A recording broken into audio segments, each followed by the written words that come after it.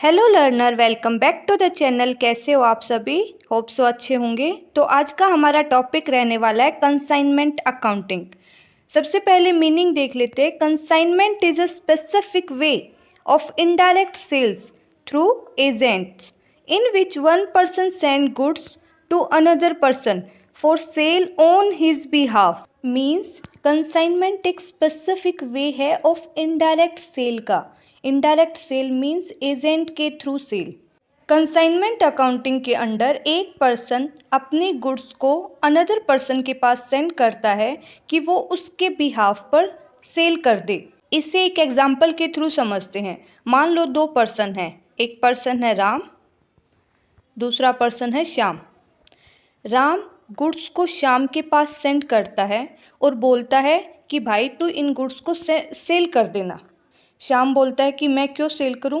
तो राम बोलता है कि बदले में मैं तुझे कमीशन दे दूंगा। ठीक है जी।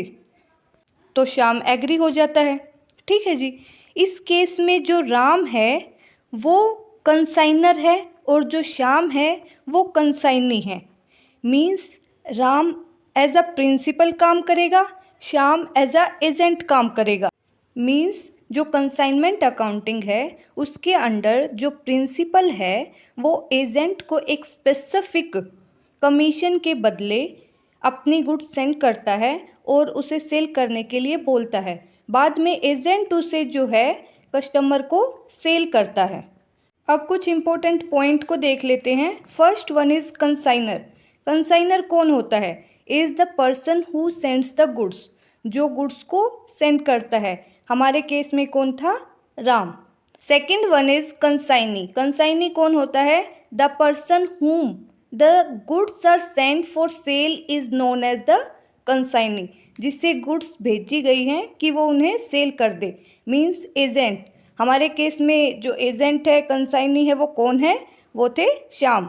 Third point is only goods are transferred not ownership. जो ओनरशिप है वो लास्ट तक कंसाइनर की ही रहती है जब तक गुड्स को सेल ना कर दिया जाए।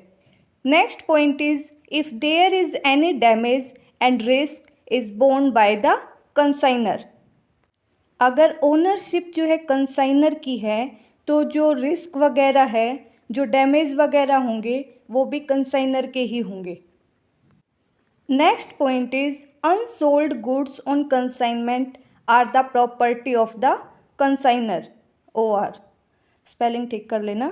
सेम वही पॉइंट है। अगर ओनरशिप कंसाइनर की है तो रिस्क भी वही बियर करेगा और रिस्क वही बियर करेगा तो लास्ट में जो अनसोल्ड गुड्स बचेंगी वो किसकी प्रॉपर्टी होंगी? वो हमारी कंसाइनर की प्रॉपर्टी होंगी। एक इम्पोर्टेंट टर्म आती है। Next point is proforma invoice. Proforma invoice is the statement prepared by the consignor and send to the consignee while sending the goods. जो परफॉर्मा इनवॉइस है वो हमारा कंसाइनमेंट अकाउंटिंग के केस में प्रिपेयर किया जाता है और इसे प्रिपेयर कौन करता है? कंसाइनर। ठीक है। इसमें गुड्स वगैरह की सभी डिटेल होती है और फिर बाद में कंसाइनी को सेंड कर दिया जाता है। कंसाइनमेंट अकाउंटिंग के केस में कमीशन की बात करें जो एजेंट को दिया जाता है तो वो 3 तरह का होता है। ओवरराइडिंग, ऑर्डिनरी और del credere commission.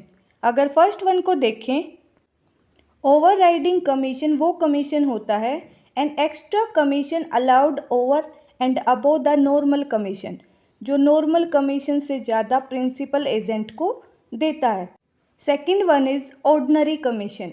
Ordinary commission वो नॉर्मल फीस होती है जो एक कंसाइनर कंसाइनी को देता है बिकॉज वो उसकी गुड्स को सेल करने का काम करता है।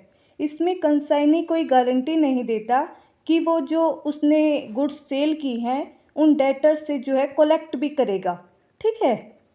मीन्स डेटर से कलेक्ट करने की रिस्पॉन्सिबिलिटी कंसाइनर की ही होती है। Last commission is del credere commission, an additional commission payable to the consignee for taking over additional responsibility or collecting money from customer। means जब एक कंसाइनी कोई एडिशनल रिस्पॉन्सिबिलिटी ले लेता है तो कंसाइनर उसे एडिशनल कमीशन देता है। लाइक कंसाइनी ये रिस्पॉन्सिबिलिटी ले ले कि कस्टमर से जो है मनी कलेक्ट करने की उसकी रिस्पॉन्सिबिलिटी है टाइप्स ऑफ कंसाइनमेंट की बात करें तो दो तरह का कंसाइनमेंट होता है, outward and inward. Outward means when goods are sent from one country to another for sale purpose. Inward means when goods are sent domestically for sale. Now it's testing time. जो proforma invoice है वो कौन prepare करता है और prepare करने के बाद किसको सेंड किया जाता है, ठीक है जी। तो आपको अपना आंसर जो है कमेंट करके बताना है। आई होप आपको अच्छे से पॉइंट क्लियर हुआ होगा। If you like then please give a big smile. Big smile. Thank you.